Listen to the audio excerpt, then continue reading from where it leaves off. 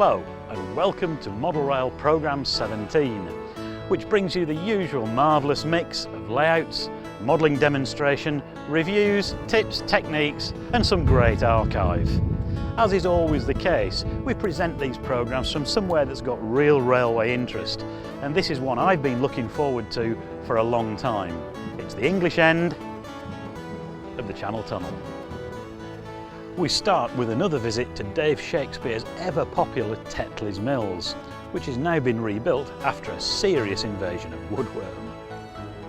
Chris Lee demonstrates how to install a Hornby Scaledale cottage and add the scenic details to our open frame baseboard module.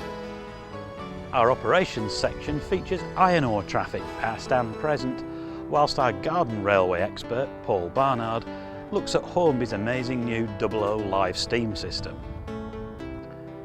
Model Rail's newest recruit George Dent shows how to assemble and paint a Town Street Stonecast goodshed, whilst our steam archive focuses on Thomson's bongos, the B1460s built for the LNER, which LMS aficionados often mischievously dismissed as a copy of a Black 5. Finally, we round off with Peter Midwinter's 00 Dartmouth, which is based on Western Region operations in South Devon.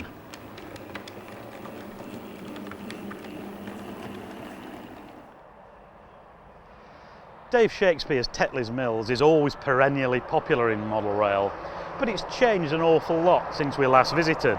There are plenty of tunnels there too, and thankfully the canal scene has survived. Don't you change that, Dave. It's a classic piece of your railway. The familiar look of Tetley's Mills has been retained by using the same techniques to give the grimy millstone grit atmosphere of West Yorkshire, but most of the buildings are actually new.